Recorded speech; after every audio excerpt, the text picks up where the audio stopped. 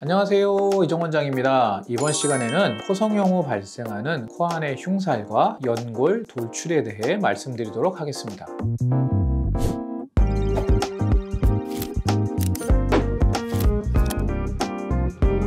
코 수술을 받으시고 일주일이 지나 부목과 실밥을 제거하게 되면서 코를 아주 유심히 꼼꼼히 관찰하게 됩니다. 수술을 받고 처음으로 마주하는 코이다 보니까 구석구석 살펴보는 것은 당연하겠습니다. 점점 부기가 빠지고 한 달, 두 달 시간이 지나면서 옆모습과 정면 모습이 어느 정도 자리를 잡아가게 됩니다. 그 후에 조심스럽게 콧구멍 안으로 손가락도 좀 넣어보고 거울을 이용해서 콧구멍 모양이나 절개한 흉 등을 보게 되는 시기가 이쯤이 되겠습니다.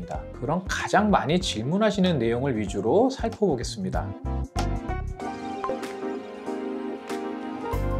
좌우 콧구멍 사이에 위치한 비중격 연골은 정중앙에 위치한 분은 거의 본 적이 없습니다. CT를 찍어보면 한쪽으로 휘어있는 분들이 대부분이고 숨 쉬는 것이 불편하지 않으시다면 정상이라고 보시면 됩니다. 수술 전에 그다지 신경 쓰지 않았던 부분을 수술 후에 발견하게 되는 것이기 때문에 걱정하지 않으셔도 됩니다. 그리고 저의 코끝 성형 방법은 대부분 비중격 연장 기둥을 사용하고 있습니다. 이 방법은 안쪽에 위치한 비중격 연골의 일부를 채취하여 앞쪽으로 옮겨서 겹쳐 고정해주는 방법으로 겹쳐진 연골 부분이 콧구멍 깊숙이 안쪽에 만져질 수가 있습니다. 정확한 코 모양을 만들기 위한 방법으로 일부 콧구멍 안쪽 깊숙한 곳에서 연골이 만져지는 것은 어쩔 수 없는 부분입니다. 겉으로 보이는 부분이 아니며 기능상으로도 문제가 없는 것이기 때문에 이 부분 또한 걱정하지 않으셔도 되겠습니다.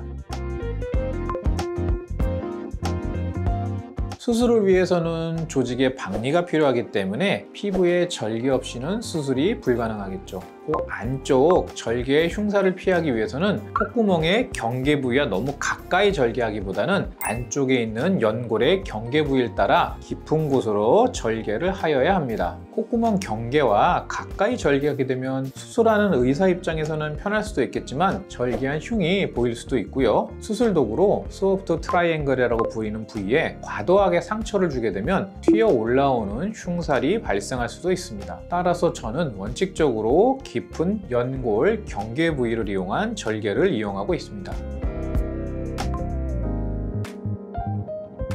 오늘 영상 중 가장 중요한 부분이라고 할 수 있겠습니다. 사진에 보이는 것처럼 수술 후에 비주에 이렇게 불룩 튀어나와 보이는 경우를 종종 보실 수가 있을 것입니다. 대부분 이 부분이 흉살이 생긴 것으로 알고 흉살을 줄이는 주사 같은 것을 맞아보시기도 하지만 그다지 좋아지지 않는 경험을 하신 분들이 계실 것입니다. 정확히 말씀드리면 이것은 흉살이 아니라 연골이 꺾인 것입니다. 콧구멍 가운데에는 기둥 부분을 이루고 있는 연골이 그림과 같이 좌우에 하나씩 위치해 있습니다. 이 연골의 이름을 의학용어로는 알라카틸리지의 메디알 크루스라고 부르는데요. 우리말 의학용어로는 콧날개 연골의 내측각 정도로 이해하시면 될 것 같습니다. 코끝 성형을 진행할 때 내측각 사이에 비중격 연골을 이용하여 코끝의 높이와 모양을 지지해주는 기둥을 만들어주고 이 기둥에 내측각 연골을 꼼꼼하게 고정하게 됩니다. 지지기둥이 튼튼하다면 여기에 잘 고정된 내측각 연골은 잘 꺾이거나 변형이 일어나지 않습니다. 하지만 기둥이 튼튼하지 못하거나 아예 기둥을 만들어주지 못한 상태에서 좌우 내측각 연골만을 묶어주고 그 위에 연골이식이나 실리콘 등을 이용해 수술을 받으신 경우에는 수술 직후에는 그 모양이 잘 유지되겠지만 시간이 지나면서 코끝이 입 주변의 근육의 당김으로 인해 압력을 받게 됩니다. 그렇게 되면 간혹 이 내측각 연골이 꺾여 돌출되는 현상이 생기기도 합니다. 이는 옆모습이나 고개를 조금 드는 각도에서도 다른 콧구멍 안쪽 흉살에 비해 잘 보일 수 있고요. 따라서 신경이 많이 쓰일 수도 있고 간혹 코딱지가 붙은 것으로 오해를 하시기도 합니다. 이 부분을 개선하기 위해서는 간단한 주사나 시술로는 불가능하고요. 개방절개를 통한 정확한 재수술로 해결하여야 합니다.